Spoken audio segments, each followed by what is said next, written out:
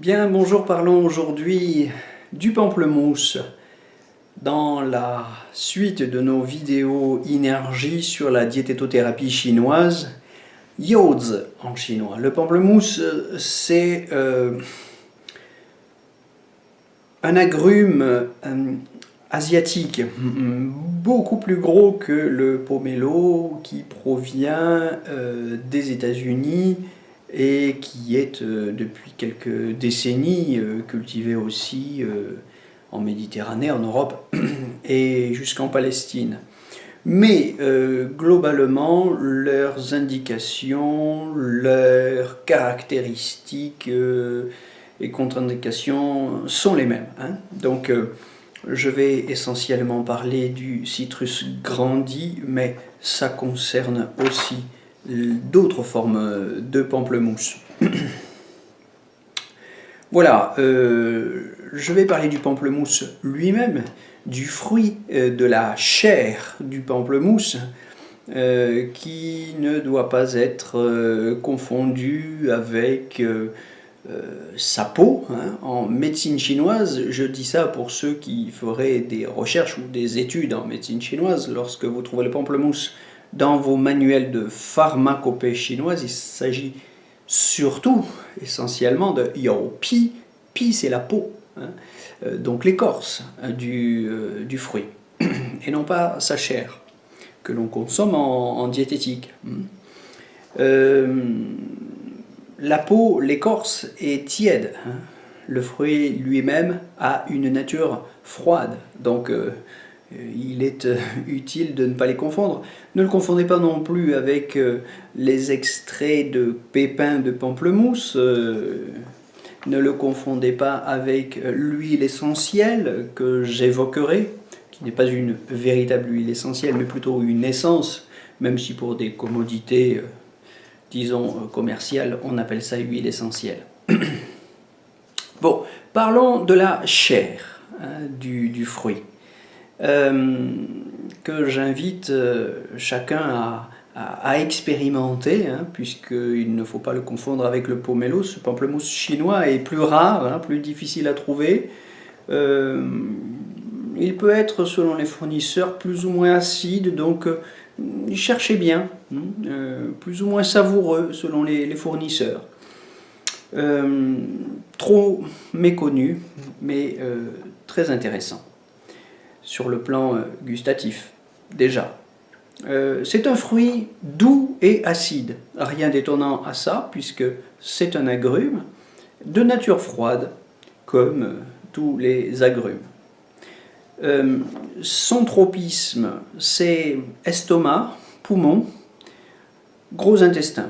Donc des tropismes différents de la peau qui va plutôt à la rate, au rein et à la vessie.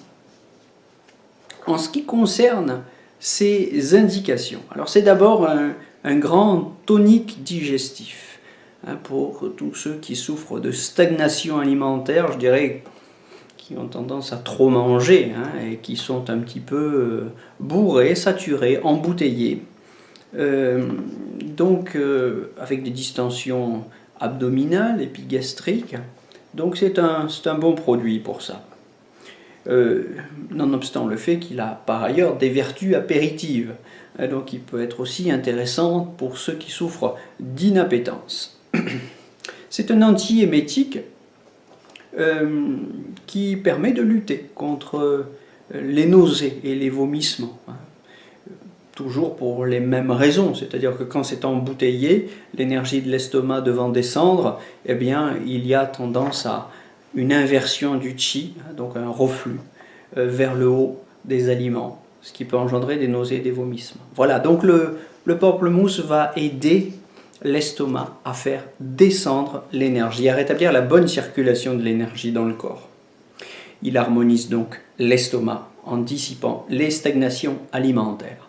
Voilà, je dirais que ça, c'est quand même sa première et principale caractéristique. Ensuite, deuxième caractéristique, non moins importante, liée au fait que c'est quand même un fruit aqueux et froid, c'est un fruit hydratant, désaltérant, humidifiant, très intéressant pour traiter les vides de yin avec sécheresse, chaleur et sécheresse, aussi bien sur la gorge que sur l'estomac. Par exemple, quand on a la gorge sèche, quand on a soif. Bon, mais pas que pour l'estomac et le poumon. Je dirais que c'est d'une manière générale, comme à peu près tous les fruits qui sont de nature fraîche et froide, un bon anti-inflammatoire général. C'est troisièmement un antitussif et un expectorant. Donc là, je précise ces actions par rapport à son tropisme poumon.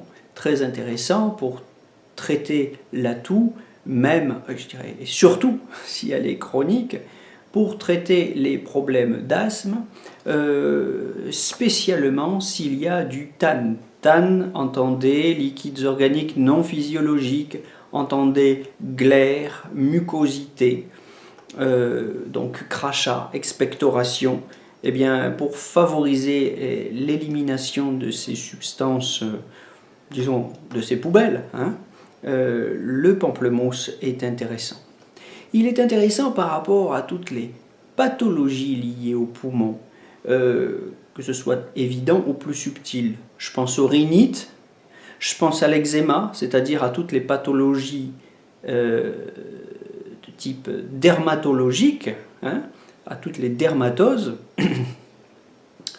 qui sont liées à l'état du poumon. Vous savez qu'en médecine chinoise, la peau est le tissu qui correspond au poumon.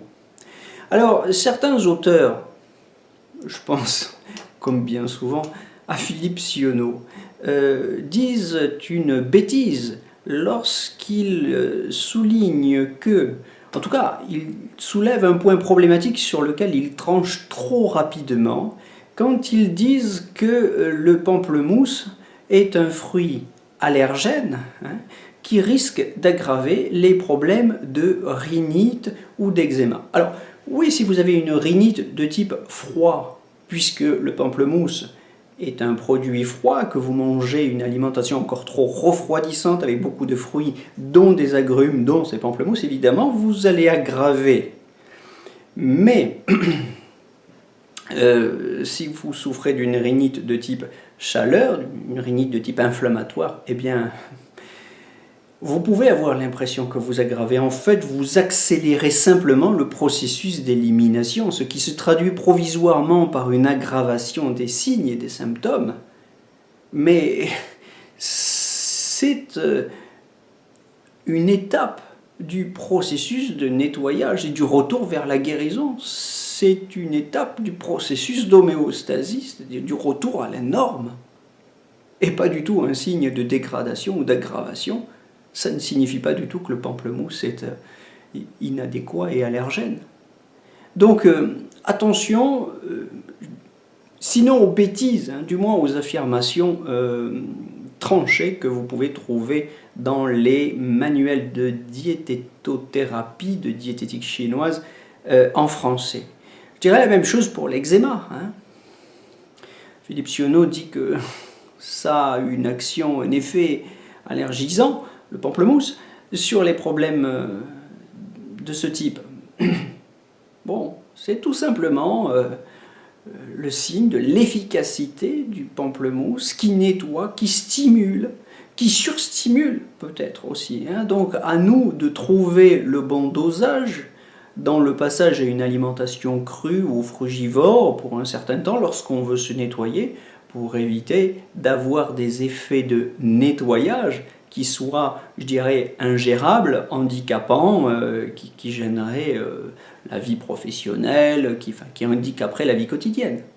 À nous de trouver les bons dosages pour éviter ces inconvénients.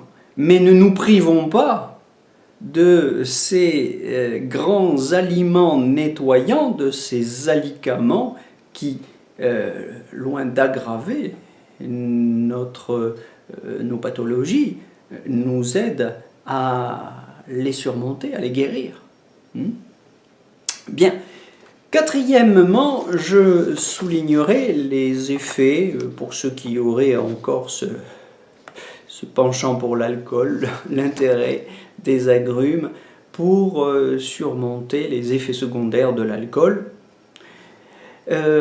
Mais c'est assez anecdotique. Enfin, cinquièmement et sixièmement, d'abord des effets hypoglycémiants du pamplemousse, très intéressant pour toutes les pathologies sucrées, je pense au diabète en particulier, mais pas que. Donc un effet hypoglycémiant et même hypocholestérolémiant aussi. Donc pensons-y, ça c'est assez intéressant. Manger un pamplemousse en début de repas lorsqu'on sait qu'on va faire un repas un peu copieux, un peu arrosé, un peu gras. Et sinon le pamplemousse, faute d'avoir ce fruit qui est quand même assez volumineux dans sa poche, spécialement le pamplemousse chinois, on peut avoir sur soi un petit flacon. Je dis ça pour ceux qui ont une vie de représentants, d'hommes d'affaires, qui mangent souvent dans des restaurants et c'est pas toujours diététique, hein, même si c'est gastronomique et bon. Eh bien, il est intéressant avant son repas, de prendre 4 ou 5 gouttes d'huile essentielle de pamplemousse. Hein. Alors même si, comme vous le savez, ce n'est pas une huile essentielle mais une essence, bon, peu importe. Il s'agit du zeste qui est compressé et qui produit une essence qui va permettre d'éviter ou de freiner l'assimilation des graisses à l'intérieur du corps. Donc c'est intéressant. C'est intéressant en prévention contre des repas un peu trop copieux pour éviter que tout ce que vous mangez ne vous profite trop, entre guillemets.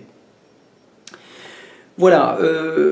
C'est un produit hypoglycémiant et hypocholestérolémiant et néanmoins très nourrissant, très nutritif, devrais-je dire plutôt, hypocalorique, mais très nourrissant au sens où le pamplemousse contient beaucoup de micronutriments. Il contient de la vitamine C à profusion, des provitamines A, beaucoup d'antioxydants, des vitamines B1, B3, B6, B9, de la vitamine E, de la vitamine P, une vitamine dont on parle peu, mais qui est très intéressante pour la protection des petits vaisseaux, très intéressant chez beaucoup de femmes ou pour même les hommes qui auraient des vaisseaux sanguins relativement fins. C'est très intéressant et très important, surtout pour la préservation du cerveau.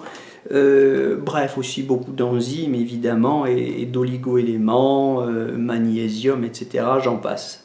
Donc beaucoup de micronutriments, vous allez me dire comme dans beaucoup de fruits crus, et il est pour cette raison relativement peu conseillé, enfin je conseillerais de manger le pamplemousse cru. Je trouvais un manuel de diététique que je n'ose plus citer tellement j'en parle, qui vous conseille de le faire décocter. Non, faire décocter la peau, mais le fruit lui-même, quel dommage parce que évidemment vous savez que la température va détruire beaucoup de vitamines bon,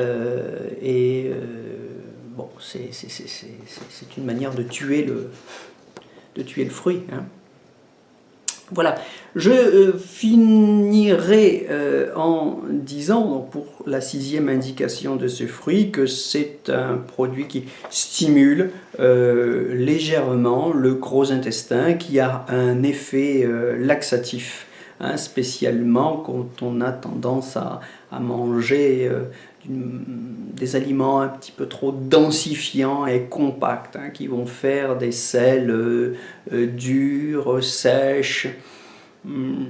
Bon, le pamplemousse va drainer les selles et ça c'est toujours positif. Voilà, alors pour ce qui est de sa consommation, de son mode d'administration, c'est comme je le disais essentiellement cru, tout simplement à la croque ou en jus. Je parlais de l'huile essentielle avant les repas un peu arrosés. Voilà, si vous avez la peau, vous pouvez éventuellement la garder, la faire macérer dans du vinaigre de cidre. On peut s'en servir en application cutanée pour faire tomber des verrues, par exemple. Voilà, c'est un grand fruit facile d'accès, très intéressant, mais contre-indiqué pour les vides de chi et spécialement si on a des selles molles. Il est contre-indiqué aussi, ce fruit, vous le savez peut-être, pour certains traitements allopathiques un peu spéciaux pour des gens qui prennent de la chimiothérapie. Donc si vous êtes, et vous n'êtes pas peu nombreux malheureusement à avoir subi ou à subir des traitements anticancéreux de ce type, eh bien renseignez-vous, parce que dans ce cas-là, la consommation de pamplemousse est tout à fait contre-indiquée.